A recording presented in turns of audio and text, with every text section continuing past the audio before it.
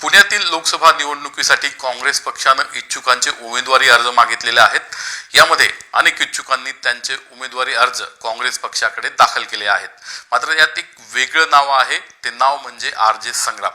रेडिओवरचा हा प्रसिद्ध आवाज आर.जे. संग्राम किंवा रेडिओ जॉकी संग्राम लोकसभेच्या रिंगणामध्ये येण्यासाठी इच्छुक आहे आणि काँग्रेस पक्षाकडे त्यांनी उमेदवारी मागितलेली आहे. संग्राम स्वतः आत्ता आपल्याबरोबर आहेत. आपण त्याच्याकडनंच याविषयी अधिक जाणून घेऊयात का तो लोकसभेसाठी किंवा राजकारणात येण्यासाठी आणि काँग्रेसकडनं इच्छुक आहे. संग्राम, तुम्ही उमेदवारी अर्ज दाखल केलेला आहे किंवा मागणी केलेली आहे तुम्हाला पुण्यातनं लोकसभेची उमेदवारी मिळावी. आरजे ते थेट राजकारण का असं वाटलं की राजकारणात यावं? कुठनं हा विचार आला? खरं तर मीडिया मधून राजकारणात किंवा राजकारणाबरोबर मीडियाचं काम करणं, पत्रकारिता करणं ही खूप मोठी महाराष्ट्राची आणि भारताची परंपरा आहे. म्हणजे अगदी महात्मा गांधींपासून ते डॉक्टर बाबासाहेब आंबेडकर या सगळ्यांना असं नेहमी वाटलेलं आहे की आपलं राजकारण करत असताना आपण लोकांशी संवाद साधावा. त्यामुळे त्यात काही नवल नाही. फक्त एवढंच की हो, आजपर्यंत रेडिओ जॉकी कोणी पुढे आलेले नाहीयेत. पण मी फक्त रेडिओ जॉकी म्हणून काम केलेलं नाहीये, तर 22 वर्ष मीडिया आणि 21 वर्ष काँग्रेस पक्षाबरोबर मी काम करतोय. 2002 पासून स्टुडंट्स ॲक्टिव्हिझममध्ये NSUI आणि IYC इंडियन युथ काँग्रेसमध्ये मी काम चालू केलं. 2 वर्ष नंतर मी दिल्लीत होतो, देश फिरलो. राहुल गांधींची तेव्हा माझी भेट झाली आणि त्यांनी मला प्रेरणा दिली की काहीतरी देशासाठी, पक्षासाठी तू करावंस. आणि आजही मी सक्रिय राजकारणात आहे. फक्त इलेक्टोरल पॉलिटिक्समधला हा माझा स्वतःचा, म्हणजे बऱ्याच इलेक्शन्समध्ये मी काम केलेलं आहे पक्षासाठी, पण माझा स्वतःचा हा पहिला अटेम्प्ट आहे. वडिलांनी लोकसभा निवडणूक लढवली होती बारामतीमधून. आपचे ते उमेदवार होते. मग आप असताना किंवा इतर आता पॉप्युलर ऑप्शन्स असताना काँग्रेसच का? खरं आमच्या घरी उलट आहे. वडील राजकारणात असतात म्हणून मुलगा राजकारणात जातो. पण मी आधीपासून राजकारणात असल्यामुळे कदाचित वडिलांनी ती प्रेरणा घेऊन 2014 मध्ये इलेक्शन लढवली. पण मी आधीपासूनच काँग्रेसमन आहे. मी एक काँग्रेस पर्सन आहे. त्यामुळे काँग्रेसशिवाय दुसरा मला पर्यायच नाही. कारण म्हणजे मी काँग्रेसची निवड करणं आणि काँग्रेसनी सुद्धा माझी निवड करणं हे खूप नैसर्गिक आहे. मी एक अस्सल मराठी माणूस आहे, महाराष्ट्रीय माणूस आहे आणि महाराष्ट्राला आपण पुरोगामी महाराष्ट्र म्हणतो. त्यामुळे पुरोगामी, सेक्युलर, धर्मनिरपेक्ष, लिबरल, प्रोग्रेसिव्ह ज्या पक्षाच्या आयडियाज आणि आयडिओलॉजीज असतील त्याच्याशी माझं अगदी 100% जी फिटमेंट म्हणतो, so we are perfect for each other, म्हणून काँग्रेस. काँग्रेसबरोबर तुम्ही सांगितलं राहुल गांधींची भेट झालेली, युथ काँग्रेसमध्ये काम केलेलं, त्याविषयी काय सांगाल? कधीपासून काँग्रेसशी जोडले गेलेला आहात आणि आत्ता जी न्याय यात्रा निघाली आहे त्याच्या आधीची जी भारत जोडो यात्रा होते त्यात काय सहभाग होता तुमचा? मी 2002 मध्ये पुन्हा रेडिओचाच माझा कार्यक्रम सोडून, बंद करून, नोकरी सोडून मी काँग्रेस पक्ष जॉईन केला होता. 2002 म्हणजे आता 22 वर्ष त्याला होत आलेली आहेत. 2008 मध्ये पहिली भेट माझी राहुलजींबरोबर झाली.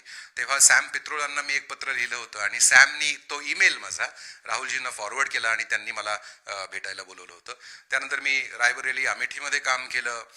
मग US IYC आणि NSUIच्या अंतर्गत इलेक्शन्समध्ये मी देशभर फिरून काम केलेलं आहे.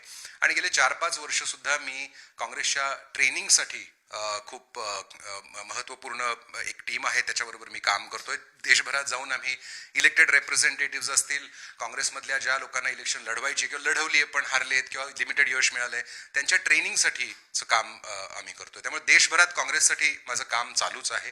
तसा मी खूप जुना कार्यकर्ता आहे. इलेक्टोरल मात्र पहिल्यांदा करतोय. भारत जोडो यात्रेमध्ये काय सहभाग होता आणि आता भारत न्याय यात्रा सुरू झालेली आहे, त्यात पण सहभागी होणार आहेत किंवा काही विशिष्ट जबाबदारी असणार आहे का?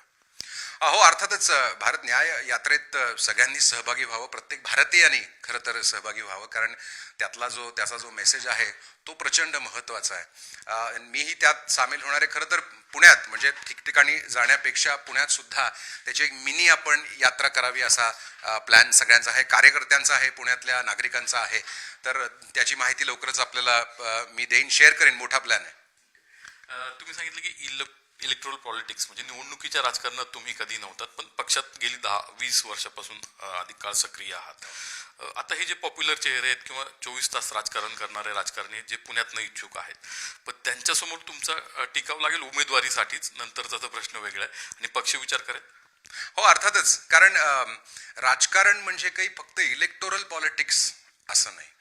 हाऊ डू यू पॉलिटिक्स, तुम्ही राजकारण करता किंवा तुमचं पॉलिटिक्स करता म्हणजे प्रत्येक तुम्ही बोललेलं वाक्य, मग ते घरात असेल, फॅमिलीच्या व्हॉट्सॲप ग्रुपवर असेल, मित्रमैत्रिणींबरोबर असेल किंवा मग एखाद्या स्टेजवर असेल, प्रसार माध्यमातून असेल, तुम्ही प्रत्येक शब्द जो बोलता द पर्सनल इज पॉलिटिकल. त्यामुळे पॉलिटिक्स करण्याचा एकच मार्ग आहे का, वेगळ्या रीतीनं पॉलिटिक्स करता येतं का, जो करायचा मी प्रयत्न केलेला आहे ते लोकांना आवडेल का? तर मला असं वाटतं की पुण्यात खास करून नागरिकांना वेगळं पॉलिटिक्स हवंय, नवीन पॉलिटिक्स हवंय, त्यांना पुढे बघणारा दृष्टिकोन हवाय. Artificial intelligence, automation, climate change आणि क्लायमेट क्रायसिस यामुळे जे बदल घडणार आहे देशात, त्याबद्दलचं पॉलिटिक्स आपल्याला हवंय का नको? स्थलांतर जे खूप मोठ्या प्रमाणात होणार आहे त्यावर कोणी विचार करतंय का? मी पुण्यासाठीचं पुणे मॉडेल फॉर गव्हर्नन्स मांडलेलं आहे की नेमकं पुण्याचं त्याचा आधीचा एक प्रश्न आहे की 20-22 वर्ष काँग्रेस पक्षात काम केलेलं आहे, आरजे म्हणूनही तेवढंच काम केलेलं आहे. मग हे सक्रिय राजकारणात किंवा निवडणुकीच्या राजकारणात पक्ष सोडून का यावं असं वाटतं किंवा का एंट्री करायची इच्छा? मला एक पुणेकर म्हणून पुण्याची जी दशा झाली आहे ती बघवत नाहीये. आणि एकंदरीतच 2024 मध्ये द्वेषाचं राजकारण तुम्हाला हवंय का मोहब्बत की दुकान तुम्हाला हवी आहे? आणि तुम्हाला जर खरंच याबद्दल प्रकर्षाने जर जाणवत असेल की हे महत्वाचे विषय आहेत आणि आपण भारताच्या इतिहासात आपण एक टर्निंग पॉइंटवर आलेलो आहोत असं मला वाटलं, जे मला 2002 मध्ये सुद्धा वाटलं होतं, म्हणून मी राजकारणात सर्वप्रथम आलो होतो. आपण टर्निंग पॉइंटवर आहोत.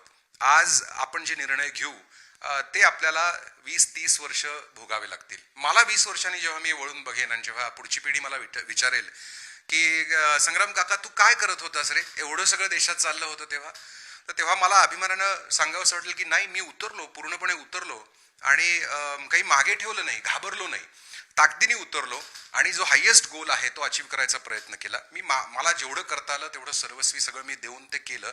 ही राजकारणात आणि इलेक्ट्रोल राजकारणात याची भूमिका आहे. रेडिओच्या कार्यक्रमामधनं पुण्याच्या समस्या तुम्ही मांडत असतात, त्यांना आवाज फोडत असतात. काय पुणेकरांसाठी किंवा पुण्यासाठी अजेंडा आहे, काय मास्टर प्लॅन तयार आहे? पुण्यासाठी मी 150 पानांचा एक रिपोर्ट बनवला आहे, MH12 चे 12 कसे वाजले. म्हणजे आज कुठल्याही पुणेकराला तुम्ही विचारा, ट्रॅफिक पासून low income housing, is of business, नोकऱ्या, पर्यावरण, पाणी, हवा, हे खूप मोठे प्रॉब्लेम्स आणि खूप मोठी समस्या निर्माण झालेली आहे. 3-3 लाख नवीन गाड्या दरवर्षी येत आहेत, बसेस फार कमी आहेत आणि एकंदरीतच आपली जी गव्हर्नन्स सिस्टम आहे पुण्यातली ती कोलमडून पडली आहे. हे का झालंय? कारण नेतृत्वाचा पूर्णपणे अभाव आहे. इथे लक्ष द्यायला कोणी नाहीये किंवा पुणेकरांना टेकन फॉर ग्रांटेड केले की यांना काही फार द्यायची गरज नाहीये, हे काय आपल्यालाच वोट करणार आहेत. म्हणून मला असं वाटतं की एक पुणेकर म्हणून सुद्धा, फक्त काँग्रेसमन म्हणून नाही तर पुणेकर म्हणून वाटतं की आपण इथं यावं आणि हे सगळं साफ करावं. अभ्यासपूर्ण त्याची मी मांडणी केलेली आहे. हे प्रॉब्लेम्स आहेत, त्याच्यावर हे सोल्युशन्स आणि उपाय आहेत, याच्यावरती आपण काम करूया. नेतृत्व हवं आपल्याला, विजन हवी जी मी मांडलेली आहे, माझ्या वेबसाईटवरही ती अवेलेबल आहे. इनोव्हेशन, नाविन्यपूर्ण आपल्याला करायची गरज आहे. नवीन प्रश्न शोधण्याची गरज आहे. फक्त जुने प्रश्न आणि त्याची उत्तरं नाही तर नवीन प्रश्न शोधूया. पुढे काय येणार आहे, काय धोका आहे तो बघूया आणि त्याच्यावर आपण काम करूया. तर असं हे पुणे मॉडेल फॉर गव्हर्नन्स आहे, जिथं प्रत्येक नागरिक, सगळे पुणेकर एकत्र येतील आणि प्रॉब्लेम्सवरती सोल्युशन शोधतील, ते इम्प्लिमेंट करतील. इम्प्लिमेंटेशनसाठी कोणीतरी माणूस हवाय, तर तो मी आहे असं मी व्हॉलंटिअर करतोय. कारण आपल्याकडे आयडियाज खूप असतात पण ते इम्प्लिमेंट आपल्या भारतात या गोष्टी होत नाहीत. तर हे सगळं करण्यासाठी हा सगळा प्लॅन आहे, आराखडा आहे, तो डिटेलमध्ये आहे आणि तो घेऊन मी खरं जनतेत आता जातोय आणि लोकांना भेटतोय. गेल्या 7-8 महिन्यात मी 32 ते 33 हजार पुणेकरांना भेटलेलो आहे आणि त्यांच्याशी थेट असा संवाद साधलेला आहे.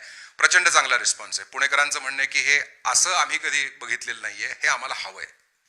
पुण्याच्या विकासाचा अजेंडा तयार आहे, समस्या पण माहिती आहेत. निवडणुकीचं जे राजकारण आहे त्याचा काही अजेंडा आहे? कशी ही निवडणूक लढणार आहात त्यासाठीची यंत्रणा पक्षाची असेलच, पण तुमची वैयक्तिक काही यंत्रणा आहे जो प्रचंड खर्च लागतो निवडणूक लढण्यासाठी, हे सर्व त्या फ्रंटवरती काय तयारी आहे? माझी पूर्ण निवडणूक ही क्राऊड फंडिंगने होणार आहे. पुणेकरच मला त्यासाठी जो लागणारा निधी आहे तो देणार आहे. आणि जे आपण ऐकतो दारू, बिर्याणी किंवा थेट पैसे वाटणं वगैरे, या सगळ्या फंदात काही आम्ही पडणारच नाहीये. आम्ही पुणेकर आहोत, त्यामुळं आमची आयडिया पटली तर तुम्ही या आमच्या बरोबर आणि आम्हाला मत द्या, नाही तर तुमचं तुम्ही बघा, आमचं आम्ही बघू. असं प्रत्येक नागरिकाचा ॲटिट्यूड असतो, तोही माझा आहेच. त्यामुळे फार काही खर्च लागणार नाहीये, लागत नसतो. खरं तर जर तुमचा मेसेज, आयडिया आणि आयडिओलॉजी ही क्लिअर असेल ना, तर तुम्हाला फार काही पैसे लागत नाहीत इलेक्शनसाठी, आणि जे लागतील ते नागरिक देतीलच. पुण्यात याआधी देखील सदनी अधिकारी असतील, अरुण भाटिया होते, धर्माधिकारी सर होते किंवा उद्योजक DS कुलकर्णी होते. अशांनी पण निवडणूक लढवलेली आहे, पण ते यशस्वी झालेले नाहीये. तुमचंही नाव तसंच त्या वेगळ्या कॅटेगरीमध्ये येत आहे. यश मिळेल असं वाटतं? नाही, मी अरुण भाटिया सर किंवा बाकीची जी तुम्ही नावं घेतली त्यांच्या कॅटेगरीत अजिबात नाहीये, कारण मी इंडिपेंडंट लढत नाहीये. मी पक्षाचा उमेदवार, अधिकृत उमेदवार म्हणून 2024 लोकसभा इलेक्शन लढवणार आहे. त्यामुळे पक्षाचं खूप मोठं पाठबळ असतं, पक्षाची मशिनरी असते, पोलिंग बूथवरती एजंट्स असतात आणि प्रचाराची पूर्ण यंत्रणा तयार असते. आज पुण्याच्या काँग्रेसच्या कार्यकर्त्याला काय हवंय? त्यांना एक चांगला चेहरा हवाय, कोरी पाटी हवी आहे, आणि काहीतरी नवीन आयडियाज घेऊन येणारी व्यक्ती हवी आहे. आणि ती जर मी असेल तर बाकी सगळ्या गोष्टी या जुळून येतीलच. धन्यवाद. रेडिओ जॉकी म्हणून संग्रामचं मोठा फॅन फॉलोईंग आहे, त्याच्या आवाजाचे अनेक चाहते आहेत. संग्रामचा हाच सुप्रसिद्ध आवाज पुण्याच्या लोकसभा निवडणुकीच्या रिंगणात आपल्याला कदाचित पाहायला मिळू शकतो. कॅमेरामन सुमित भोसलेचा नितीन पाटणकर, साम TV न्यूज, पुणे. देश विदेशातील प्रत्येक घडामोडींचे लाईव्ह अपडेट मिळवण्यासाठी आता साम टीव्हीच्या सर्व सोशल मीडिया प्लॅटफॉर्मला लाईक, फॉलो आणि सबस्क्राईब करा. तसंच सर्व नोटिफिकेशनसाठी बेल आयकॉन प्रेस करायला विसरू नका.